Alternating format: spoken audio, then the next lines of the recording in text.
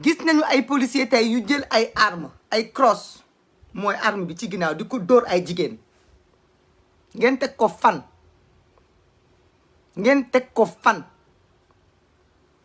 mun ngeen def seen liggéey maa ngeen di ngeen like live bi parce que bëgguma ko dagg tey police sénégalaise sa warul dagg live bi parce que dañu war a déglu parce que ñun bu ñu gisee ku leen wax lu dul noonu dañu naan bu mu leen wax lu dul noonu kon ñoom bu ñu defee lu dul noonu dañu leen koy wax itam mën ngeen def seen mission sans ngeen boole ci excès de zèle bi ngeen àndal police sénégalaise envers votre population envers ñi nga xamante ne yéen leen war a aar ñi nga xamante ne yéen leen war a sécuriser ñooñu ngeen di jël di leen toroxal di leen violenter ñun on n'a pas besoin d'aller soutenir des George Floyd parce que yéen li ngeen def tey mënoon nañ fi am ay George Floyd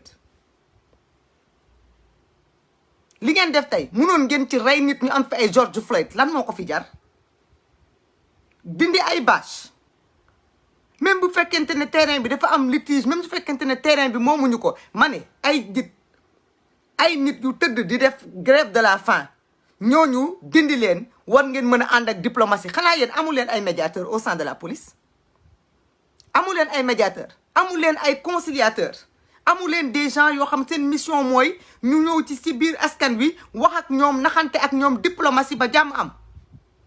yéen lacrymogène ngeen xam dóor tullu dal mu dal dóor ay padd dóor ay crosse loolu moom ngeen xam il faut que ngeen arrêté parce que yéen a ngi fowee loo xamante ne bis bu wëlbatikoo instabilité bi am ci réew mi yéen a koy ji et il faudra assumer c'est inacceptable ce qui s'est passé tout à l'heure à Gadaye c'est inacceptable et nous condamnons avec la dernière des énergies parce que rafetul ci yéen sagalu leen am nañu ay magu policier am nañu ay xaritu policier am nañu ay papay policier mais li ngeen def dafa ñaaw et on demande que le ministre de l'intérieur na leen sanctionner lu mu gën a gaaw na leen sanctionner parce que nag dafa am ay abus yoo xamante ne mënatul persévérer dans ce pays là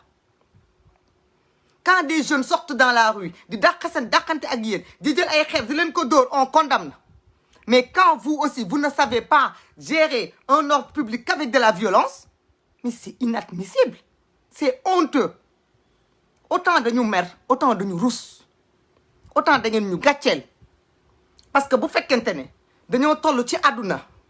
États-Unis ay policiers yu weex di toroxal der bu ñuul àdduna bi yépp di ko wax yéen si ay propre sénégalais ay propre ñu ñuul ngeen di toroxal seen ay rakk di toroxal ay jigéen di toroxal seen ay yaay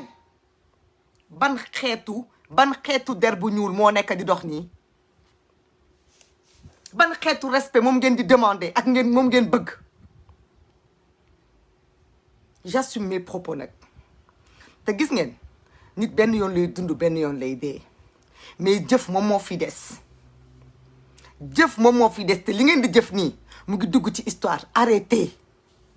il faut que ngeen arrêtez image yi génne ci réseaux sociaux yi ci internet bi ñu gis leen ngeen mel ni ñu nekk intifada làqu seen ginnaaw oto yi mel ni ñu dem en guerre avec qui avec des Sénégalais yoo xamante ne on leur a exproprié de leur terre avec des Sénégalais yoo xam depuis presque plus de 8 ans ñu ngi en procédure ci ay kër yu ñu dëkk ñu nangu ko ñooñu nekk ci fitna juróom-ñetti at ñu nekk ko di yéeg di wàcc tribunal ngeen war a ñëw defal leen dalal leen xool nan ngeen di waxtaanee ak ñoom amul leen lu ngeen leen di def lu dul ñëw di charger ci seen kaw di jaay fit di jaay ngóore di jaay doole ana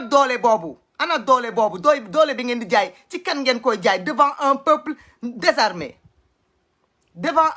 désarmé il faut que vous arrêtez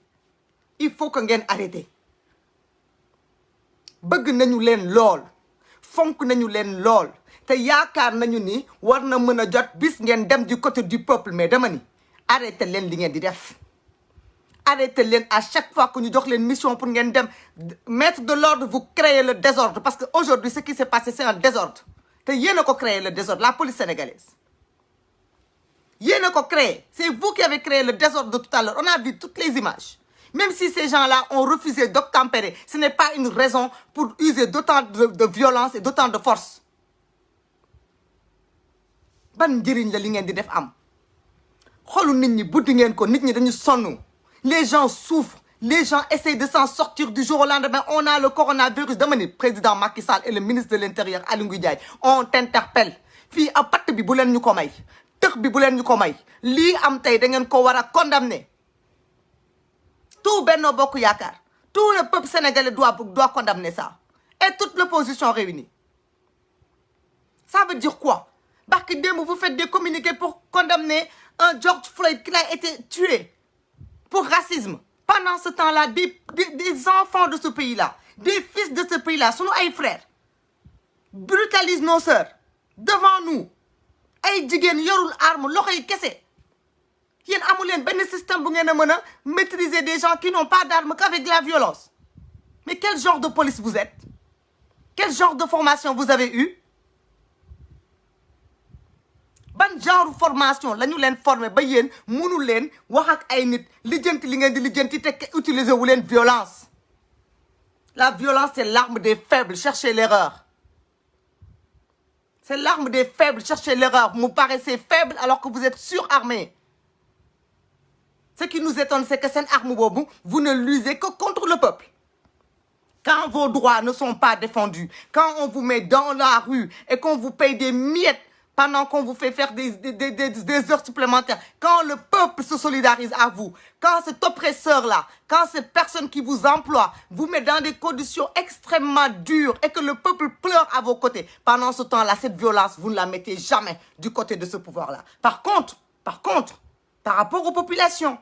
dès que la population elle a un problème, la population elle pleure parce qu'elle n'a pas d'eau, elle pleure parce qu'elle n'a pas d'électricité, elle pleure parce qu'on lui prend ses terres, elle n'a plus habité. Pendant ce temps-là, vous avez par contre, là, vous êtes là pour opprimer le peuple, vous êtes là pour la gazer en lacrymogène, vous êtes là pour la taper. Ça veut dire quoi? Pendant ce temps-là, vous osez aller dans le monde entier dire que vous vous battez quand des blancs tuent des noirs, alors que vous-même vous maltraitez vos propres sœurs. Vous maltraitez vos propres sœurs. On a vu une fille qui était à côté de sa mère. Vous avez tapé sa mère. Elle n'a pas été d'accord. Vous l'avez tapée avec le crosse de votre arme. On demande que le ministre de votre tutelle condamne cet acte-là. Il est temps que les policiers du Sénégal soient condamnés pour les excès de zèle et les brutalités policières dont ils font objet. Parce que li ngeen di def du dëgg du yoon, rafetlu wuñ ko. Am na ci seen biir ñu baax, mais dama ni ñi bon ñu ngi bëgg a yàq deru ñu baax ñi te yéen ñi baax yéen a war a jóg taxaw wax. On compte sur tous les policiers dignes de ce nom-là parce qu'on sait qu'il y en a. Autant on a foi que dans ce pays-là, tous les Sénégalais ne sont pas pourris. Autant on a foi qu'il y a des policiers qui sont bons. Mais on demande que ces policiers bons-là tapent sur la table pour arrêter leurs collègues qui, eux, ne savent qu'utiliser la violence contre le peuple. Il faut que ça cesse. Il faut que ça cesse. Ça va venir, net. Vous pensez que la révolution ou la révolte, ça se décrète comme ça? C'est une magie. Ou c'est du jour au lendemain. Non. La révolution, c'est une petite graine qu'on plante et qui grandit. Et un jour, cette graine-là va vous exploser à la figure et vous serez responsable.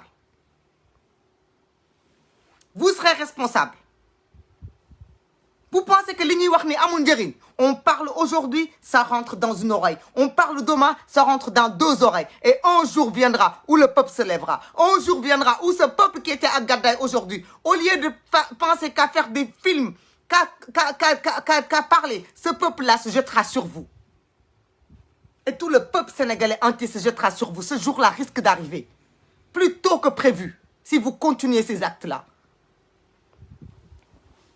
Si ce pays-là brûle, ce sera à cause de gens qui se comportent mal. Il faut que ça cesse. La semaine dernière, je disais que la violence verbale, elle est inacceptable. Mais qu'est-ce qui la conditionne? Parce qu'à force de violenter les gens finissent par aller à l'excès, à la violence verbale. Mais cette violence verbale-là, elle va se transformer en violence physique. C'est inadmissible. C'est inadmissible. Bien sûr, Lumbaye Badi, on va réagir. Ce peuple va réagir un jour ou l'autre. Parce que nous avons tout. Continuer. Ça ne peut pas continuer. Ça ne peut pas perdurer. Il va y avoir un moment où tout ça va cesser. Il faut que ce soit clair. Nous, on ne vit pas dans d'autres pays. On vit ici au Sénégal. Mais si nous disons la police aujourd'hui, vous avez fait honte au peuple sénégalais. À Gadaï, vous avez ridiculisé les tenues que vous portiez. Vous donnez raison à ceux qui disent qu'on doit vous enlever les tenues et vous taper. Vous n'êtes pas devant je ne sais pas quoi, les colons. Vous n'êtes pas devant des tyrans. Vous êtes devant votre peuple. Des gens comme vous et moi. Qui sont dans la rue parce que dafa am lu ñuy ñaxtu. Parce que dafa am lu leen metti. Vous n'avez pas de psychologue, vous n'avez pas de psychiatre, vous n'avez pas de cellule sociale, vous n'avez aucun moyen de communiquer avec ces gens-là qu'avec la violence. Vous ne détenez pas le monopole de la violence. Attention. La force est au peuple. Le problème, c'est que le peuple n'en est pas conscient. Le peuple n'est pas conscient de sa force. Parce que quand je vois ay góor ñu taxaw di seetaan ay jigéen ñu leen di taxañ di leen dóor di leen dugal ci ay ato fan ngeen nekkoon yéen fan ngeen nekkoon quand je vois des bonhommes certes il y a eu des hommes qu'on a violentés on a vu les images mais quand je vois des hommes capables de prendre des images de filmer quand on brutalise des femmes on se dit dans quel pays on est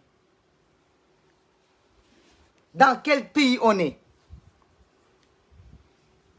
Votre heure va venir. Votre heure va venir. Votre heure va venir un jour ou l'autre. Ne pensez pas que vous détenez le monopole de la violence. Bu leen foog ni yéen kese yéen a mën utiliser violence.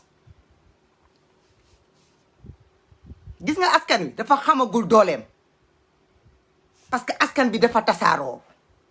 Bu tayee waa Gàddaay di jooy ñu ne waa Gàddaay ñoo koy gérer keneen du leen ci fekk si.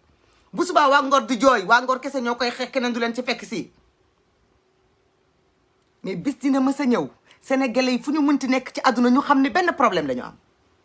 benn problème la ñu am benn peuple la ñu am su bis baa yéen tolul leen nu ngeen mën a téye nit ñi non yéen tollagu leen nu ngeen di téye nit ñi mënu leen ko li tax ngeen mën def li ngeen di def nii c'est ben groupe du dehors, c'est parce que tout simplement les gens sont esselés et le bien commun n'est pas encore construit. On n'a pas encore le bloc du Sénégal. Mais on y travaille. On y travaille. Et nous, c'est pas important, moi, ma personne. C'est pas moi, ma personne, mais toute cette jeunesse consciente qui commence à se mobiliser, elle y travaille. Ndank rek.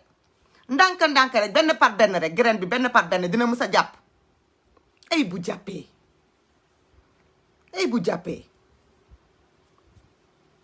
bis nu soomu wooyee parce que wooy bi dafa des parce que li tax mu des mooy sunu jeunesse dañoo nekk ci yeneen détail pendant que des chefs de famille se battent pour avoir un toit sur la tête pendant ce temps-là vous n'avez rien d'autre à faire que de les violenter. On attend d'art, on attend d'art, que dans les prochaines heures, le ministre de l'Intérieur condamne ce qui s'est passé. On attend que Benno Bokk Yakaar condamne ce qui s'est passé, que le président Macky Sall condamne ce qui s'est passé et toutes les forces vives de ce pays condamnent ce qui s'est passé.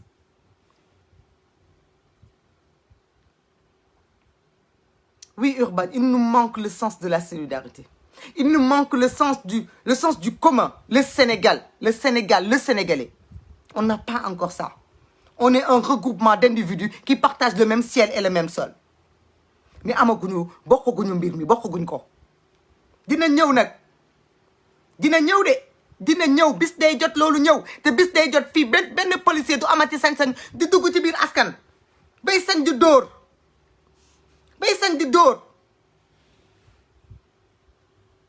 di jàpp nit ñi di arrêté ndax lan dañoo def ay tente mais c'est qui cet homme-là ce Babacar Mbaye Fall la moom mooy kan Babacar Mbaye Fall bii moom terrain boobu ba tax ngeen di jóg yéen police sénégalaise di dem di sécuriser terrain boobu di fa dindi ay tentes mais ces tentes là c'est quoi le problème loolu ban urgence moo ama enlever des tentes qu'est-ce que ça gêne on pouvait pas faire une sommation aujourd'hui attendre demain et revenir chercher les porteurs de voix les représentants de ce collectif parler avec eux waxtaan ak ñoom trouver benn terrain d'entente Babacar Mbaye Fall moom mooy kan moom mooy kan ba en 2018 ci lu mu moomul parce que famille bi nga xamante ne moom moo jaay 9 hectares yi sur les 14 te ne 4 hectares yooyu mu jaay famille gàddaay bi 253 familles yi bokkul ci 9 hectares yi ñu ko jaay mais moom mu am doole yi déplacer la DSCOS alors que dañ ko condamné ñu ngi nii ñu condamné ko pour 2 ans ferme pour usage de faux parce que dañu ne këyit yi mu wax moom la woon ne moomu ko ñu condamné ko tey kooku moom mooy kan ba ngeen dem di déguerpir ay sénégalais sur un site ba ngeen di créer tout ce désordre là kooku moom mooy kan Babacar Mbaye Fall moom mooy kan yéen ñay kan yéen sénégalais yi nga xamante ne yéen a jàpp ni yéen a gën ci àdduna bi yéen a gën seen moroomu sénégalais yi nga xamante ne yéen ñoo tax ngeen nekk ci nguur gi tey ba yéen ngeen war a mën a xool fu baax fu ngeen di xëccoo suuf si ngeen di xëccoo lan mooy ci seen problème suuf si ngeen di xëccoo kenn deewul yóbbaale ko yéen ñëpp da ngeen di dee ñu suul leen ci biir suuf si ngeen nëpp ci biir suuf si kon suuf si ngeen di xëccoo lan ngeen ciy xëccoo lan moo jara xëccoo ci suuf si ba ngeen ci violente ay jigéen lan mooy urgence bi y avait question de vie et de mort dafa amoon urgence boo xamante ne bu ngeen dëgër période ñooñu nekk ci tente yooyu di def tey grève de la faim bu ngeen leen dëgër période woo dafa am kuy dee est-ce que y avait menace de vie de vie ou de mort lan moo nekkoon urgence bi ba ngeen utiliser autant d'excès de zèle revoyez votre copie xoolaat leen ni ngeen di doxalee bu ngeen demee ba askan wi ngeen war a aar respecté tu leen wegatu leen amul ci yéen benn sympathie waral ngeen xoolaat seen bopp tuur ngeen suñu xol yi naqaral ngeen suñu xol yi yëkkati ngeen suñu dënn yi am na ñoo xam ne sax jooyloo ngeen leen c'est une honte yéen policiers yi def yooyu vous faites la honte du peuple sénégalais aujourd'hui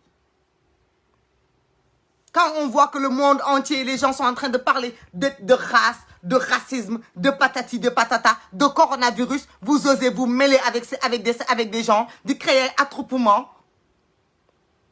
ban xeetu réflexion ngeen am ba mu pousser leen ngeen def noonu yéen ñi war a sécuriser nit ñi yéen ñi war a verbaliser nit ñi ci mbedd yi naan leen mettez vos masques yéenay dem di jaxasoo ak sénégalais yi di leen dóor ay jigéen ngeen leen di dóor ay cross ki ngeen dóor yaayam mu jàpp ci yaayam ngeen jàpp ko mook yaayam ngeen dóor ko sous nos yeux image yaa ngi fii ci réseaux sociaux yi ci internet bi vous nous faites honte tey vous faites pas ma fierté aujourd'hui je suis fâchée contre vous très fâchée contre vous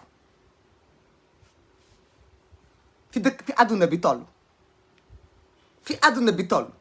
barki démb rek ngeen nekk ci mbedd mi di dàqante ak xale yi parce que ils en avaient marre du couvre-feu ngeen dàqante ak ñoom dóorante ak ñoom jàpp leen le lendemain lu ñu doon demander état bi dellu ci ginnaaw est-ce que xool ngeen seen bopp ci seetu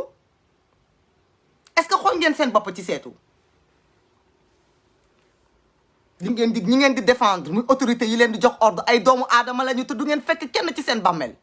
bu ngeen deewee kenn ku nekk ak sa bopp la ak diine bu ngeen mënti gëm nag gëm ngeen ni àllaaxira am na muy paradis muy firdawsi lan mooy seen problème lan moo tax mënu leen bëgg seen askan dañu amoon seen respect yéen police sénégalais dañu amoon seen respect dañu leen bëggoon fonk leen am fuñu leen teg respect boobu moom moo nekk di dañ li fi des moo bëreetul xoolaat leen seen bopp ngeen xoolaat seen doxalin ngeen di doxalin yu noble di am comportement yu loyal vous vous battez vous êtes là pour organiser benn ordre pour un individu pour un individu pour un homme Babacar Mbaye Fall ngeen di ñëw pour terrain boobu di ko sécuriser ngeen dal ci askanu lëmm lan mooy seen problème kan ngeen di liggéeyal ok c'est l'État mais vous servez qui la population et le peuple lan mooy seen problème xoolaat leen seen bopp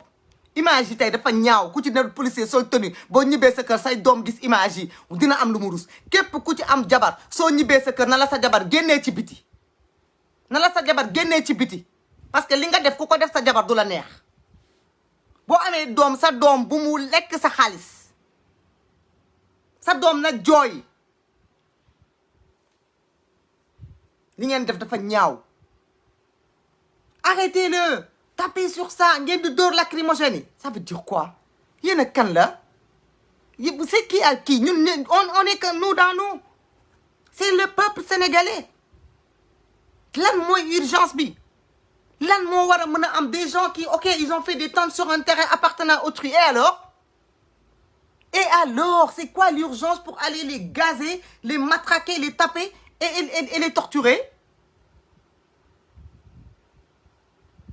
bis dina mës a ñëw de li ngeen di fawee bàyyi leen ko parce que dëkk bii bis bu instable arrangé wul kenn yaa ngi dégg arrangé wul kenn man mi arrangé wu ma parce que dama fay am ay mbokk te mënumaa tëj ñépp ci nekk kon jàmm ji war a am ci dëkk bii bu ngeen bëggee mu sax li ngeen di def ngeen war a bàyyi li ngeen di def ngeen war a bàyyi da ngeen a war a dox ak comportement bu honorable bu respectable da ngeen a jàng da ngeen a jàng c'est pas des gens qu'on a pris là-bas dans l'arène pour ne leen kaay leen ngeen sol ay tenues vous avez fait des études ñu former leen yóbbu leen école de police on vous a pas appris comment maîtriser des gens sans les taper c'est quelle police on vous a pas appris comment interpeller des gens sans pour autant les brutaliser on vous a pas appris comment parler à des gens tout en wàccee seen tension sans créer de troubles c'est quoi votre problème c'est quoi votre problème la police sénégalaise c'est quoi votre problème avec les Sénégalais quel est votre problème avec nous autres lan mooy seen problème wax leen ñu ko lan mooy seen problème ak sénégalais yi ba heure bu ngeen jàkkaarloog sénégalais muy ci manifestation muy ci leneen ak leneen tuy kese ngeen xam dóor yi bal dóor yi fetal gaañ brutaliser rey pour lan mooy seen problème li ngeen di def il faut mu dakk de il faut mu dakk nag man de sama jëmm ji mënumaa xeex ak ñëpp mais nag dinaa leen xamal dara am naa doom am naa jarbaat te ñu ngi jëmbat ay waa ñu ñaan yàlla yal nañ yàlla may njëmbat di jàpp rek lii ñu jëmbat yal na suñu borom bi teg ci loxoom ba liñ def ci ñoom mu des bis dina mës a ñëw li ngeen di def day dakk li ngeen di def day dakk yéen ak ni ñu leen respecté woon ak ni ñu leen wegee ku jóg dal ci seen kaw ñu ne bu laal suñu police am ci yéen satisfaction ngeen ñu bëgg a toroxal ñu comme ça non duñu ko nangu arrêtez de nous faire honte arrêtez de nous faire peur arrêtez de nous faire mal yow yéen a ñu war a sécuriser yéen a war a dalal suñu xel li ngeen def tey dalalul suñu xel sécuriser wuñu naqari nañu ba fu naqari ba fu naqari yam ci kër àdduna il faut ngeen delloo si seen xel il faut ngeen xam ni ku leen mënti yónni ku leen mënti sant ak ku leen mën di fay yàlla rek moo yónni mooy kilif kooku mooy seen yilif loolu il faut ngeen xam ko li ngeen di def dee leen ci boole yàlla dee leen ci boole yàlla dee leen wax ak sénégalais yi dee leen waxtaan ak sénégalais yi dee leen naxtaan sénégalais yi parce que seeni xol dafa buddeeku ñoo xam ni dañ leen a déger piroon depuis xaw ma ñaata at jox leen benn site ñu jël site boobu ne fa ay nit ñëw ëpp leen doole nangu ko boobu ba léegi ñu dem ci yoon jox leen dëgg dama ni bu ñu amutoon dëgg sax suuf si kenn da leen cee ëppale ay sénégalais ñu comme yéen ak man même bu ñu nekkee en tort vous devez aller parler ak ñoom en douceur avec la diplomatie parce que ay nit ngeen vous êtes des individus ay diplômés ngeen ay gentleman ngeen war a doon ay gentleman ngeen war a doon amu leen ku ngeen di dóoru ay jigéen fan ngeen ko teg kan moo war a cautionner loolu képp ku leen yónni woon tey bu ko condamné wul dama ne na simmi tubayam nekkatul góor loolu mooy dëgg ñi nekk ci seen ginnaaw tey bu ñu condamné wul li ngeen def te dem tëdd ci seen i kaw ay jabar seen i jabar yooyu nañu xoolaat seen bopp parce que ñooñu ñu condamné ay jigéen lañu comme ñoom. lan mooy problème bi on a entendu des femmes dire lu tax nga may saaga amoo droit saaga ma war ngeen saaga nit ñi te chaque jour ngeen yóbbu fi ay nit parce que dafa am lu ñu ne outrage en agent violence verbale. Vous faites partie des Sénégalais effectivement Sénégalais yi bu ñu bonee yéen it da ngeen a bon Sénégalais yi bu ñu baaxee yéen it mën ngeen a baax mais nag li leen mën a xamal mooy bàyyi leen saaga yi détenir wu leen le monopole de la violence mënu leen ko sax détenir il faut arrêter li ngeen di jëmbat nii on ne peut pas dans 2 journées depuis la semaine dernière on voit que des violences partout on voit que des violences waa Koumpentoum ñu ngi manifester parce qu'ils ont pas d'eau ils ont pas d'électricité. Vous vous posez pas de questions vous pourquoi les gens sont dans la rue nit ñi bu ñu amoon jàmm duñ génn ci mbedd yi di manifester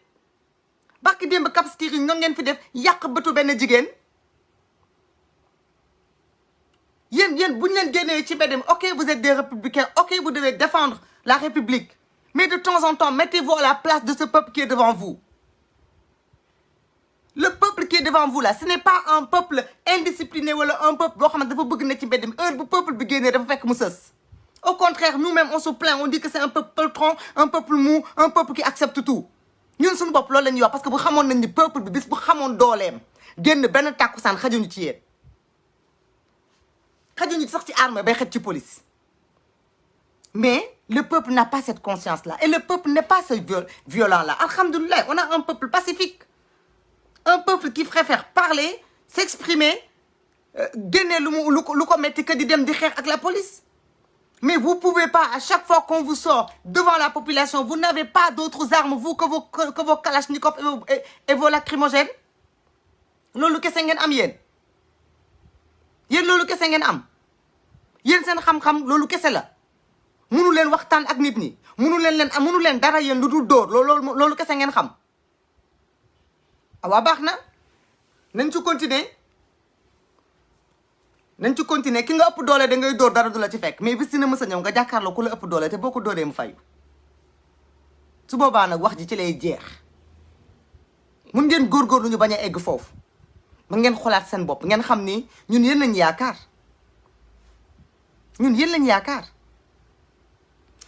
yaakaar ñun bu ñu tëddee di nelaw ci couvre-feu bi yéen lañ yaakaar ngeen sécuriser ñu. yéen taxaw ci naaj bi toute la journée di monter la gendarmerie la police je me dis c'est pareil yéen la ñuy gis ngeen di nekk partout dans le territoire sénégalais pour que nous sénégalais ñu mën a nelaw ci jàmm aux frontières yéen a fa nekk sur la circulation yéen a fa nekk ci poste de police yi yéen ay veillé ñun yéen lañ yaakaar pour am jàmm mais doxal leen ak xalaat doxal leen ak seen xel doxal leen ak seen gis-gis doxal leen en vous disant que ñi ngeen jàkkaar lool ñoom yéen la comme ñoom ñun la du keneen ñun la jigéen bi nga jàkkaarloo jàppal ni sa yaay la jàppal ni sa sœur la xale bu góor bi nga jàkkaarloo jàppal ni sa rakk la jàppal ni sa doom la ngeen delloo si seen sago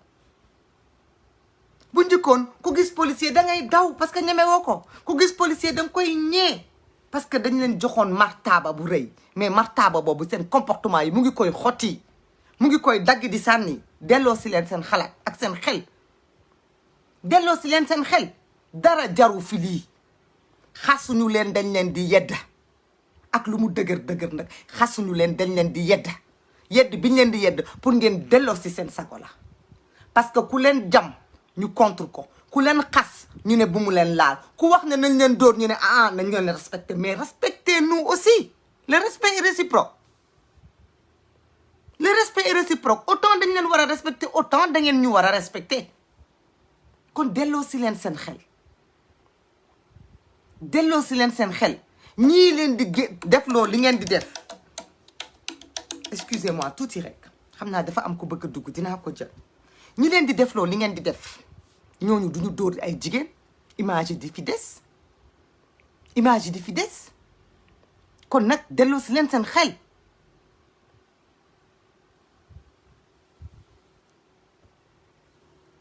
mu ne ku ci jaay xewande ba àgg police di nga teg say bagages comme si police ak population bi ñaari armée la yu jàkkaarloo ban njëriñ la am bu ñu demee ba diggante police ak citoyen bi ay jaayante xewande ay jaayante doole moo ci am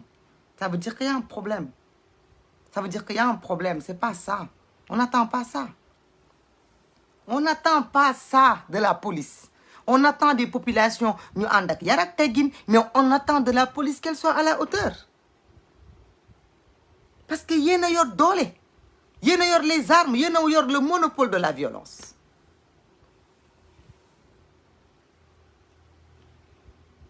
Amady Fall dëgg la ma jël kii mu ngi insister xam naa dafa bëgg a dugg ci waxtaan bi j'avais pas prévu même de prendre des gens mais acca ñu dem asalaamaaleykum. allo asalaamaaleykum. aleykum salaam. naa def. ça va sant yàlla ko kan la. man de moom sa benn sopp rek di la xool à chaque fois direct sur les. yaa ngi ci live bi parce que eggaliwu ma woon. ah ok ok ba nga baal ko. non non bu fekkee da nga bëgg a wax ci live bi nga dugg. oui je suis déjà y a pas de souci je vais suivre. d'accord ok yaa ngi ci woon donc dama foog na nga pare. non non àggaleegu ma léegi rek incha allah. merci. courage merci. violence bi bu ñu ko defoon ay góor sax daf ñuy metti atantuma la ñu def ko ay jigéen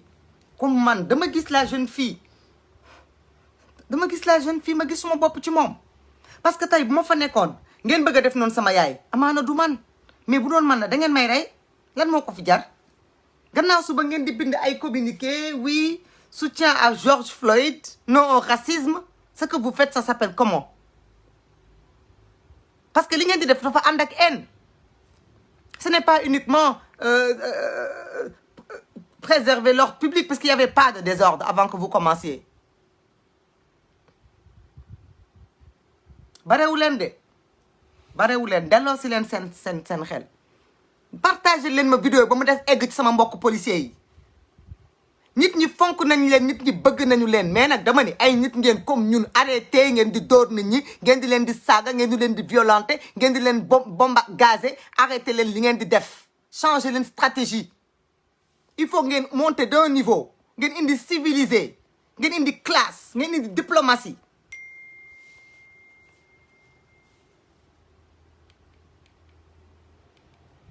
voilà il faut que ngeen indi diplomatie ngeen indi classe ngeen indi mën a wax ak ay askan trouver une foule parler avec la foule la disperser en toute tranquillité sans amener de violence mais vous ne pouvez pas le faire depuis que ñu ne ci réew mi lenn rek la ñu gis lu ngeen mën a def fu foule nekk lacrymogène tell loolu kese lu ngeen mën loolu mooy waxi lan loolu ngeen war a bàyyi loolu il faut ngeen arrêté ko lu mu gën a gaaw il faut ngeen arrêté ko parce que loolu mënatul continuer bis dina mës a ñëw nag mbooloo mi toll noo xamante ne mënu leen téye su boobaa xam nga lu ngeen di def jël ay balu fetal dóor ci rey mais na ngeen xam ne ñi ngeen rey ci seen bopp lañ bokk ñi ngeen di rey ci seen bopp la ñuy bokk avant ñuy arrivé foofu nag xoolaat leen seen bopp ngeen changé ni ngeen di doxalee loolu mooy li gën a rafet parce que képp ku leen sant ngeen dem violenter seen bopp kooku jaru ko parce que kooku du leen gunge ci seen bambel kooku bu ëllëgee bu ngeen di layoo seen kanam ak seen borom kooku du taxaw boppam lay taal loolu laa bëgg ngeen loolu laa bëggoon wax police sénégalaise te loolu loolu doy na ma sëkk parce que j'avais prévu de parler d'autres choses commissaire bi ñu condamné affaire école bi mais tey mënu ma wax ci leneen parce que sama xol bi dafa fees te mënuñu ngeen di wax ne ñun duñu ay jaam chaque jour ngeen wax ko parce que de waxu fédéral bi sax dama ci bëggoon wax parce que je suis Saint-Louisienne ndax sama ndey sama yaay Saint-Louisienne la mais mënu ma wax ci loolu parce que li ngeen def dafa bëtt suma xol bi daf ma métti il faut ngeen changer comportement il faut que bu ñu tasanteeg ci mbedd mi ngeen di wax ak nit ñi avec courtoisie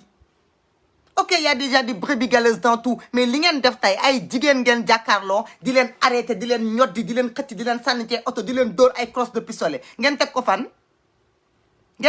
ban école ak ban code moom moo leen jàngal ni quand tu es devant quelqu'un même qui refuse d'obtempérer c'est avec cette brutalité là qu'il faut la maintenir ce n'est pas vrai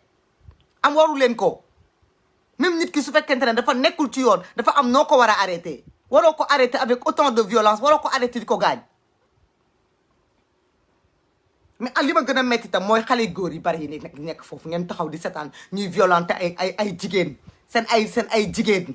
bu ngeen xamee ni da ngeen di génnee les femmes là di leen yóbbu ci mbedd mi di leen yóbbu ci ay manifestations c'est quand elles se font attaquer ou violenter da ngeen leen di bàyyi sur place di daw di daw kon il faut pas leur demander de sortir. On peut comprendre nag nit ku nekk bakkanam la yor te ñun ñoo wax ni góor ak jigéen ñoo war a yem mais quand même nañu waxante dëgg soo demee ba génnee ay jigéen ñu nga gis ñu leen di violenter oh arrête ngay filmer. C'est vrai, c'est bien de dénoncer, c'est bien de filmer, c'est bien d'avoir des images parce que ngeen ko defutoon duñ fi mën a am lu ñuy wax mais quand même il y a des journalistes pour faire ça, il y a des sites internet, ils sont là pour faire leur travail. yéen ñi nga xamante ne da ngeen faa demoon manifester lu ngeen di gàddu seeni téléphone di filmer bu ngeen jógoon yéen ñoo ñëpp dem téye ci ku jigéen kooku duñu ko doon gaañ. li ngeen di def aussi il faut ngeen arrêter ko il faut aussi ngeen di xoolaat seen bopp tuuti. woote nit ñi génn ci mbedd mi woote yomb na oui na nit ñi dem on sera là-bas oui je suis oui tu seras ok on arrive dans la rue ñu commencé di violenter ay jigéen commencé di leen dóor tu vois plus personne les hommes ils ont pris leur pied à leur cou ab daw nañu.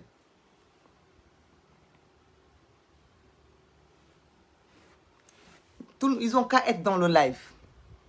Je dis tout simplement, j'aimerais même qu'on m'amène voir le chef de la police, que je lui dise qu'aujourd'hui, ces éléments ont fait honte au peuple sénégalais. Et tant que des comportements comme ça, ñu ngi koy am ci réew mi tant que comportement yi ñu ngi koy am ci réew bu leen xaar ñu respecter der bu ñuul ci àdduna dindi leen fukki statut fédéral bu du am njëriñ lii respecté lu sénégalais yi lii tax ba sénégalais ñu jox ko gëddaam mooy sénégalais ci boppam mooy respecté boppam sénégalais ci boppam mooy fonk boppam fonk moroomu sénégalais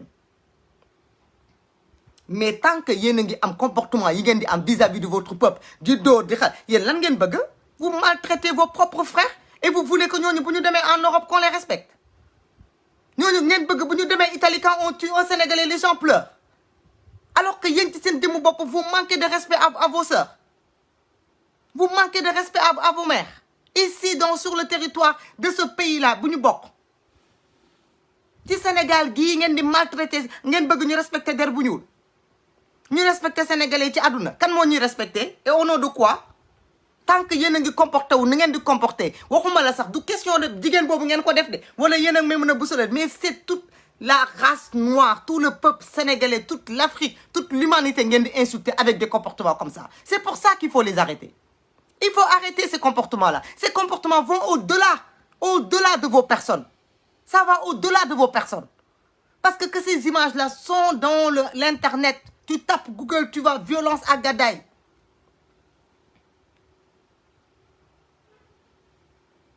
ça veut dire quoi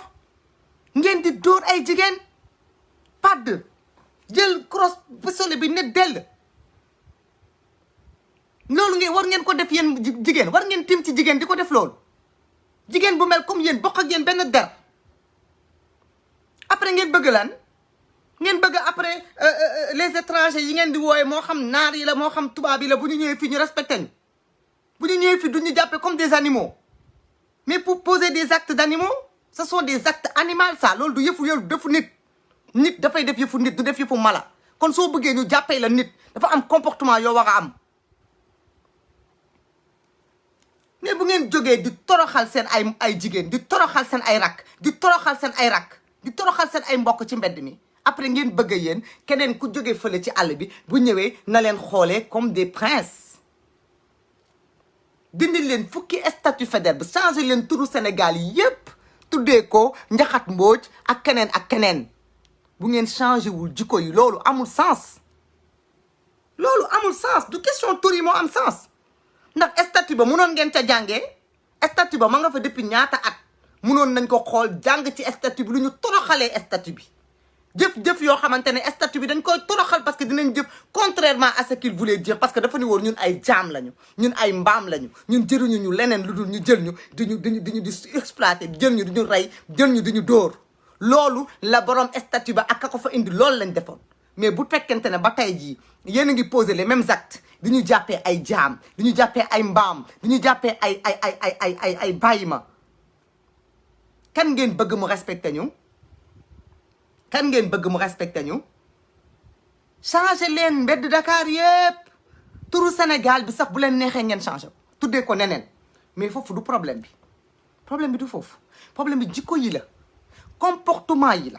problème bi mooy yëg-yëg yi xool sa moroom xam ni kii nit la comme yow ñëw nga jigéen ñaa ngi tant nga waxtaan ak ñoom fii mënu leen fi toog yónne jël kenn seen représentant waaw léegi jox nañ leen kii tey dernier délai demain telle heure bu leen fi ñëw wala convoqué nañ leen bureau préfet convoqué nañ leen tel endroit ngir ñëw ñu waxtaan xool nan ngay mbiri nan lañ koy waxtaanee mais non jóge leen fii jóge wuñu fii ñun dañuy grève parce que c'est normal dañu tooñ ñu koy jooy boobu ba léegi état bi fatt ay noppam ok mënu leen fi jóge tatata donc on va discuter lacrymogène on a vu ce qui s'est passé c'est pas la première fois parce que ñun yàgg nañu ak yéen nii ngeen di def toujours ak ñun manifestation sax bu ngeen ñëwee wax nañu jóge leen fi jóge wuñu fi amu leen beneen système benn système bu ngeen ñëwee am na ci yéen ñu baax mais dama ni ñi baax nañu jóg taxaw wax leen dëgg yéen brebis galeuses yi ñi baax ci yéen te bare ñi jub ci yéen te bare ñi jàmbaar ci yéen te bare parce que am na ci ok nous on se fait arrêter des fois moi j'ai un policier dafa ma mës a dëgg ci suma tànk bii dëgg pour gaañ ma beneen moroomu policier moo ma arrêté de façon courtoise écarté ma ci foule bi ne ma demal sa yoon ok kon ñi baax ñu ngi baax ñi bon ñu ngi bon mais nag yéen ñi baax yéen les policiers justes les policiers compétents les policiers conscients c'est à vous que je parle vous devez être les premiers à condamner ce qui s'est passé il y a pas de solidarité de corps parce que quand on voit pomme de terre bu nëb ci saaku dañu koy génnee sànni ko sinon mu yàq lépp wax leen ak ñoom ndax comportement yii ñu gis tey ñii dañ leen a war a radier ñii dañ leen a war a sanctionner dañ leen a war a yóbbu en conseil de discipline te yéen da ngeen ci war a jàpp yéen la police responsable loolu mooy dëgg chaque jour sénégalais yi jooyal leen ci mbedd yi ñu leen teg ci condition yu metti yi ñu leen def da ngeen a war a fay sénégalais yi mais warul leen def lii allo allo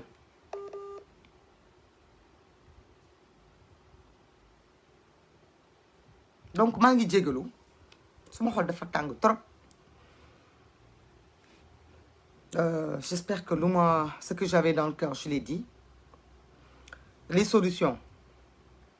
parce que du wax kese amul njëriñ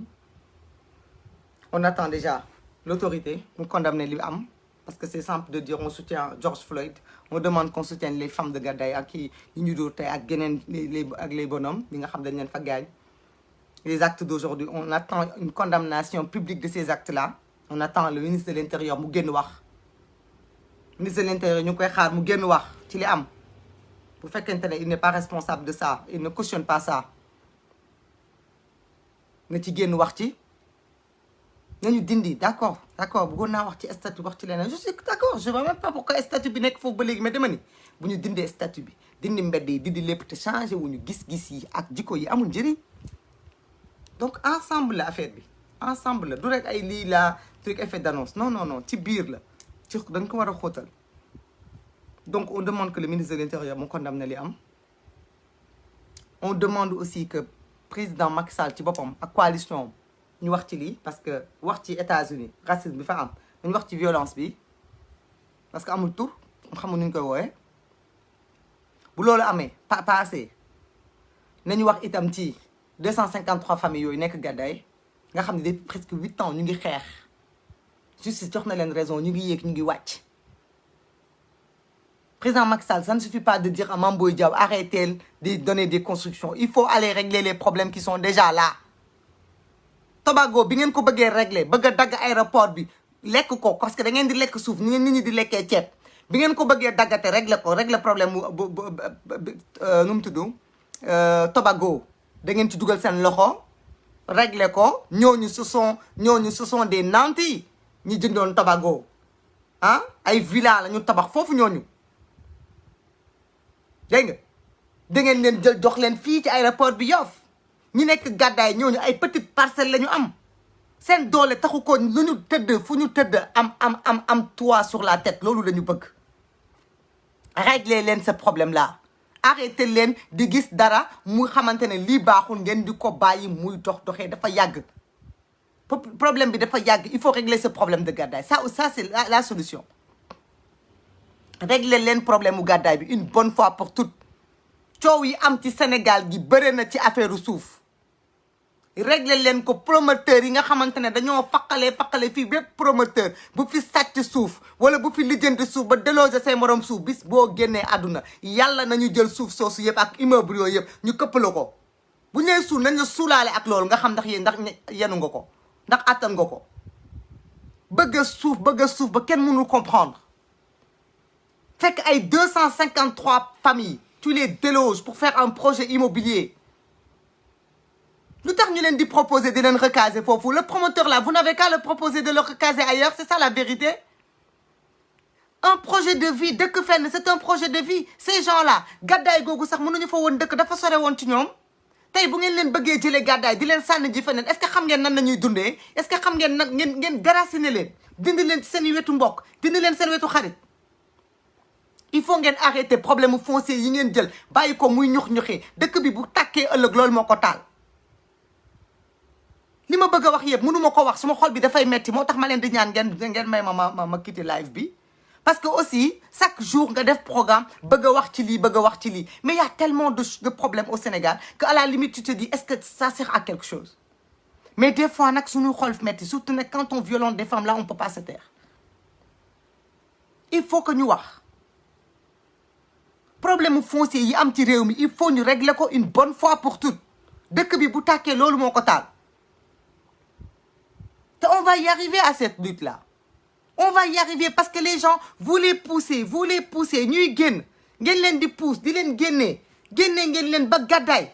ngeen bëgg leen fa jëleeti yóbbu leen fan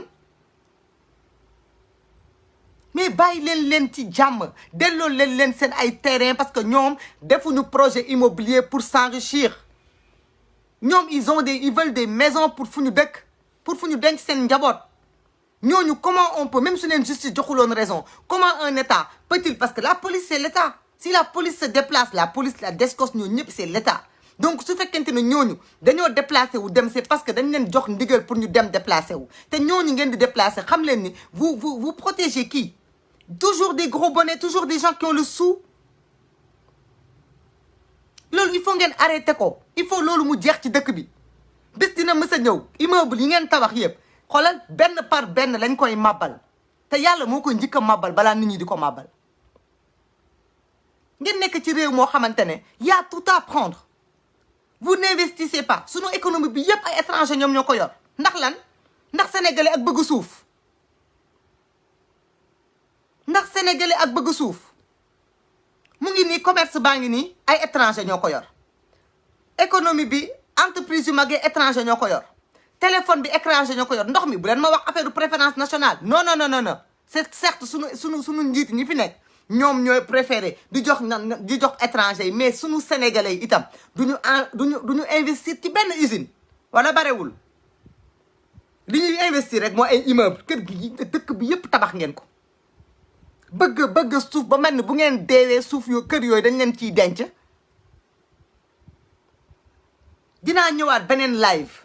wax ci li des lépp mënuñu ko wax mais damay wax ni la responsabilité première nous incombe à nous Sénégalais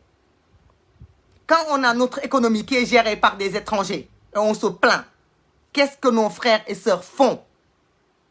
pour que entreprise yooyu lan la ñu def pour que entreprise yooyu nekk ci seen loxo defuñu ko seen xaalis dañ koy jël yóbbu ko ci paradis fiscaux yi investir ay immeuble loué ko Sénégalais lu cher wala jaay ko Sénégalais lu cher bu ñu jógee ci loolu lañ am te alal ñu dem jël ko nëbb ko ci paradis fiscaux yi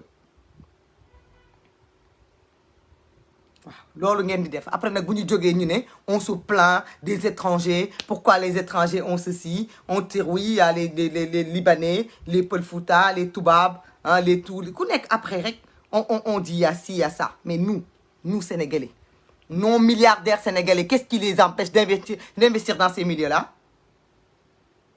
yéen da ngeen di lekk mayonnaise defaru leen ko da ngeen di lekk ketchup defaru leen ko da ngeen di lekk pâte defaru leen ko defaru leen dara lu dul consommer usines yi fi ne yépp ay jàmbur yàlla ñoom ñoo ko moom après na ngeen ne da ngeen a war a bëgg seen réew